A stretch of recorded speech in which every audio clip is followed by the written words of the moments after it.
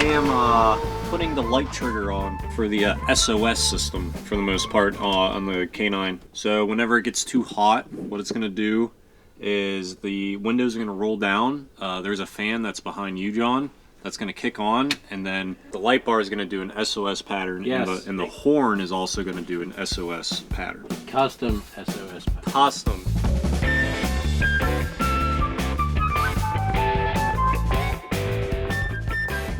So normally, like car running, air conditioning on, that area back here is usually 68, 70, somewhere in around there. But I believe it's set at 85 threshold, or if the car stalls, it'll set off the alarm. It'll actually blink the whole light bar SOS pattern, which I can show you here in a moment. It'll set off the horn. These windows will go down, it'll turn on a fan. Actually, I could shut this one right now. So that's what happens whenever it overheats. Right now the light bar and everything's not disconnected because we don't have that wired up. It does everything on its own through its own brain, so in case the car is rendered unusable, you know, the motor stalls, something goes crazy, it'll actually work under its own systems. So it'll do the SOS pattern, then it chases it around once with white and orange just to try to break it off, and then it'll repeat the SOS pattern again. So while the horn's going off, that light bar will be doing its thing. And that's the only time you'll ever see that pattern in that car. Does everybody at home want to see how we did that? Of course you do.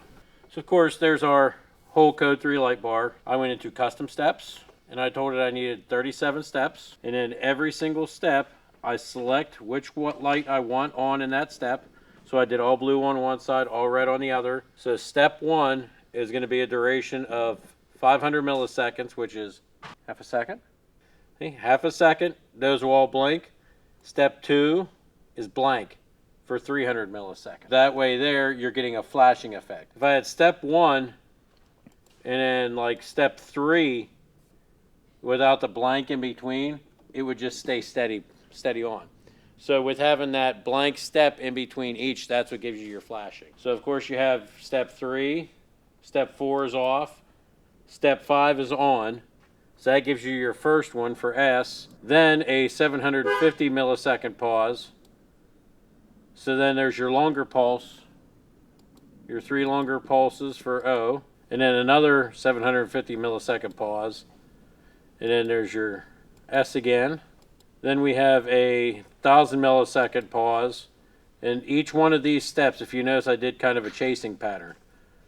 So each one of these steps, the lights will chase itself around. And let's just say that I wanted to make these here blue instead of amber while it's happening. I just click blue, and it'll automatically change that module. So this is kind of like keyframing with video editing. Yes, keyframing with video editing, only on a different level. You could change your timing in between, which we're going to tweak that more. I'm going to try to make it with the horn. Whenever we actually time the horn, I'm going to try to make this pattern the same as the horn, which it's going to be tough. But can you tell the folks at home what you were telling me, the new toy that's coming? I mean, are you pretty sure it's coming, or is it definitely coming? Oh, I'm getting it. A Falcon laser engraver and cutter. It can engrave leather, acrylics, plastic, stainless steel, powder-coated steel. And the reason we're going to be getting this is we can do some custom stuff with the acrylic, which as you've seen us do our bending and stuff like that, we're going to try it on the acrylic for cutting. We are also going to take a blank plate for in the consoles, and we're going to put our Blackout 911 logo laser engraved inside of that plate. Then we could put it in each one of our builds. It's kind of like a little, you know, pat on the shoulder for us. So do you think it will work with riot glass? I don't know. Because that's pretty tough. That's what we're going to find out. Because the thickness of the riot glass is the max thickness for cutting acrylic. But you can still engrave on it. Just I can engrave on it. Oh, I could really engrave on the riot glass. But we don't really engrave the riot glass because, as you see, we paint them and make our bracketry. We already have our side bullets in. They're already wired. The communication wires are back. We're just waiting on the push bar, which Joe's over there at the bench doing. We are going to put Caution K9 across the inside of the door. It will be on the outsides of the door as well, but we are putting it on the inside of this door, and he asked why. I'd say not well-lit areas. You have a black cage, a black door panel, and there's really nothing here that can be seen. So whenever this door pops open at night at a remote area, with the officer's remote, car coming up, somebody coming up, they'll actually see the reflective instead of running into the door and ripping the door off the car. Oh, okay. So, officer and the dog are already out, and the door's They're still already open. gone. Okay. Yep. Officer and the dog are already gone, so you'll always see caution canine right here, so you don't go up and try to put your phalanges through the hole and find out that there's a dog with big teeth behind there. That is not OSHA approved. But whenever the door pops when the officer's gone, you will actually see the car like this, maybe on the side of the road in an open parking lot. And this will not only tell you, listen, there's an open door here, don't run into it, but also don't get near this area. So it'll provide 2 warning, plus also you'll have it right here. You should be questioning us on YouTube because you're coming up with a lot of good stuff.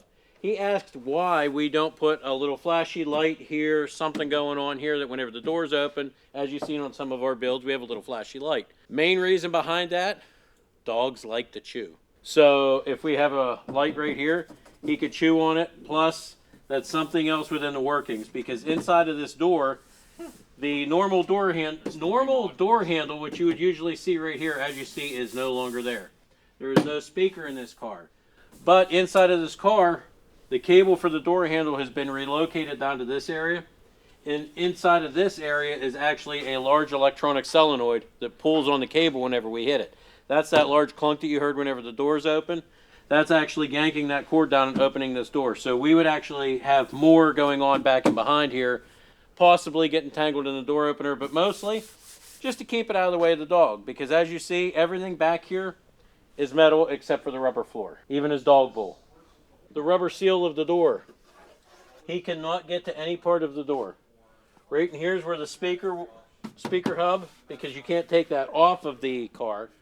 In here's where that would go.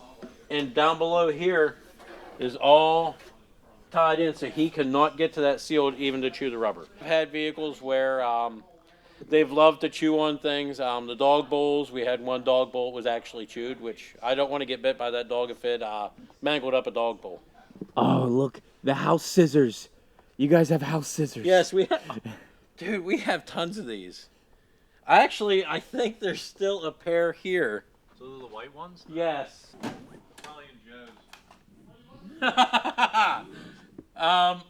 Deborah, I know it's our anniversary today, and I'm sorry, but yes, they do say Betty Crocker on them. Betty Crocker knows what guys want. Potatoes.